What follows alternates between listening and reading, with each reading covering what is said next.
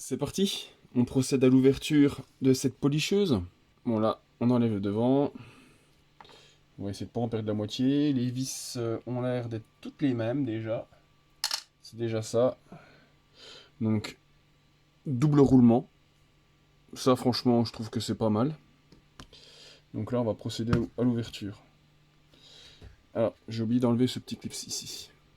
Voilà, donc là, on ouvre. On va ouvrir délicatement, pas tout faire voler les morceaux. Alors... Voilà. Et là, on va essayer d'observer quelle pièce a pu péter.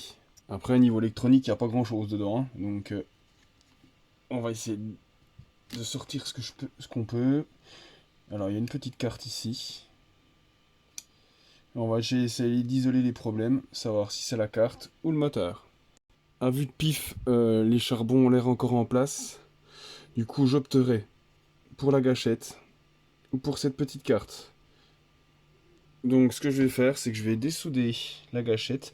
Après, ça va être qui tout double. Je pense avoir retrouvé le fautif. Le fil plus a chauffé sur le fil moins. Je pense que le problème vient de là. Alors soit la gâchette a cramé, je sais pas, donc je vais voir. Je vais essayer de mettre la batterie dessus et voir si ça fonctionne. En ayant décollé le fil plus en fait. Parce que vous pouvez voir, je sais pas si vous voyez, le fil est un peu marave. C'est magique. Donc, en l'occurrence, là, nous avons eu affaire, en fait, à un problème de montage. Le fil, quand ils l'ont monté, s'est retrouvé trop près de cette partie-là, donc a fait contact avec la partie négative, et a mis en court-circuit. Et rien n'a cramé, par contre. Donc, ce que je vais faire, c'est que le fil n'est pas coupé, je vais l'isoler, et je vais le remonter. Des fois, on se rend compte qu'il suffit de pas grand-chose pour qu'un outil ne fonctionne plus. Et ça, ce genre d'outil, quand c'est pris en SAV, si le fabricant le reprend, il part à la poubelle et n'est pas réparé. Moi, je trouve ça quand même dommage. Bon, bah là, j'ai eu la chance que Laurent me l'envoie, au lieu qu'il parte à la poubelle. Et du coup, je vais y faire une seconde vie. Faudra juste que je trouve les embouts qui vont avec, et ça sera tip top aux petits oignons. Ce qui est très important, c'est de bien faire passer les fils de manière à ne pas les pincer avec la coque. Là, je me suis rangé pour que le fil il passe à peu près au milieu des deux connecteurs. Donc normalement, ça devrait le faire. Donc là, on va procéder au remontage. C'est vrai qu'au niveau qualité de fabrication, je trouve qu'elle est pas mal du tout. Le plastique est pas mal.